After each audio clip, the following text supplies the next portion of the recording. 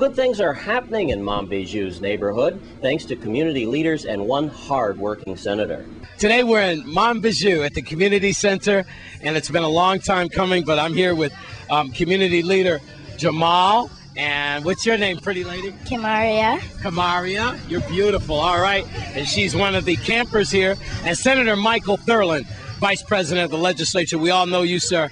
Congratulations. We understand that this is one of your pet projects here, one of your babies, and you're backing them 100%. Yeah.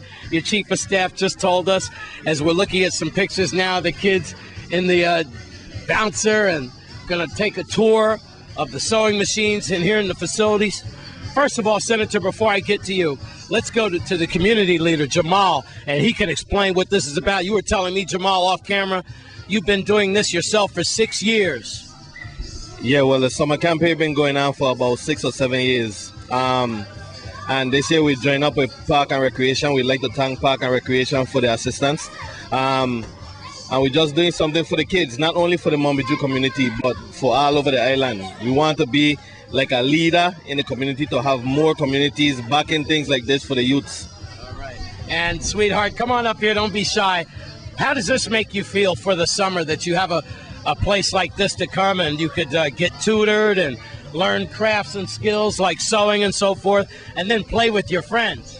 It's fun for me because we get to play sports, and we learn a lot of things like cooking, computer, and it's fun. You want to say something to the senator then? You want to say thank you? Thank you, Mr. Thurland. I kind of put you on the spot, but, you know, I think we all feel it, and you just have a great time. That's what it's about. All right. Well, what do you think, Senator? Man, Wes, you know, these guys are doing a great job here at the center. And I've learned that when I came out and I saw what they were doing on their own, it just led me to even put my efforts in as much as I can to help them out. You know, right now, Wes, we're going through the budget process. There's a lot of organizations that have asked for money in the past and will never use the money adequately or properly. This is one of those organizations I can't say that about. You're a street kid. Yeah, man, they have used this. They've used this opportunity. You come from the projects. And I say I know what it takes. You grew up in the Boys and Girls Club and everything. Yeah, I know what it takes to put something together, make it work on your own.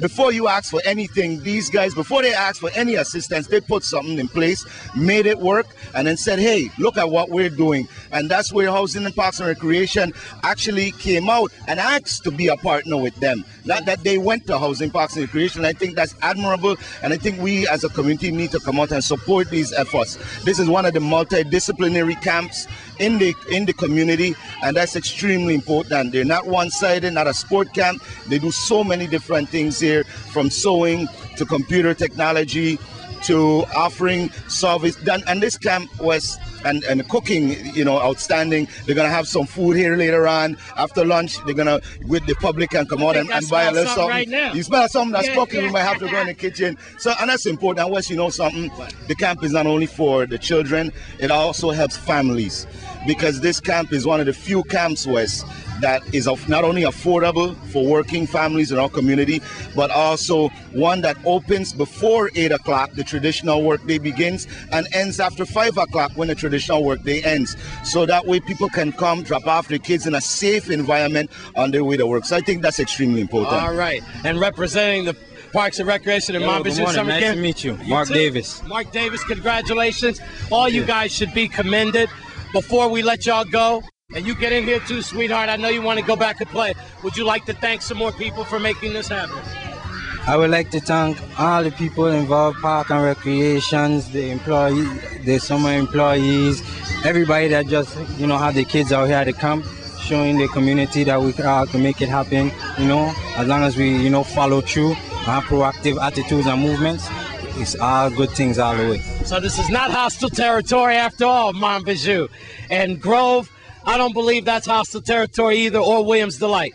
There is no hostile territory if these places are not ignored. I think that a community center like this, a camp, should be in every hood, and you know what I'm talking about. Then there would be no hostile environment. So I slap myself for that, for bringing that to the media, because I don't really think there is a hostile environment. Not when we have brothers and sisters like this and a senator like this.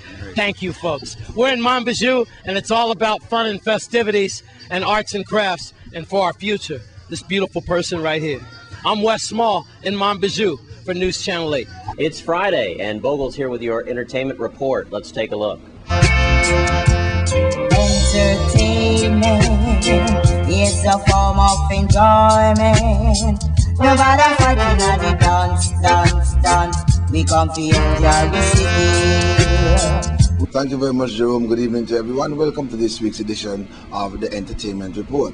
Of course, you know it's summertime still, and if you're looking someplace to go this evening, the Coconut Cafe is swinging right back into action. 7 to 8 is happy hour. You got to go on down there and full joy yourself. Remember, we've been out of business for a little while, but we are back stronger and better. So come on out to the Coconut Cafe. Then tonight also at Teddy's, 12 a.m. or if you want to say Saturday morning from 12 to 5, there's a big jam session featuring, of course, UMB soldiers and the camp. They promise that they're not going to stop the music until they see a little peak of sunlight. So you definitely must check out that one. And also next week, Friday, July 24th, DJ Poppy Pops and VP Records is celebrating DJ Poppy Pops' 30th anniversary in the music industry, and this will be taking place at Teddy's. Also, you could win your Reggae Gold CDs, and there'll be models also to sign your CDs and posters. Also playing on the card is Super Tracks and a special guest artist. And then also on July again, once was Sunday, July 26th, that's down there in Frederickstead at the Bodo Park. The Ethiopia Black International Congress celebrates life, love, and liberty. It will be a day of music, poetry, enough things there to eat and drink, so you definitely got to go on out and support the Ethiopia Africa Black International Congress of the Bobo Shanti down there in Frederickstead. And then we know that you have been asking for it and you're still going to get it. We know that a couple of weeks ago we were supposed to get the Sugar Band and they were unable to show up, but definitely it's on. And we are talking about August 1st. It takes place at the newly and improved Gertrude's down there on the Hess Road. That's right, it's Twin City versus Sugar City as Sugar Band comes up against UMB soldiers. Also the camp will be there spinning music between sets. So definitely remember the date, August 1st at the newly and improved Gertrude's. You cannot afford to miss this one. And on some news out of Jamaica, popular dancehall artist Rodney Price, known in the entertainment field as Bounty Killer, was granted bail in the sum of $750,000. He was charged with illegal possession of a firearm, unlawful wounding and assault. This stemming from a September 2007 incident in which a police constable was maliciously beaten by Bounty Killer and his crew. So definitely keep it locked on the Entertainment Report for more when it comes to this entertainment news out of Kingston, Jamaica. Thank you once more for joining me on the Entertainment Report. Remember, whatever you do this weekend, try to do it peacefully. If you're drinking and you get intoxicated, please get yourself a designated driver.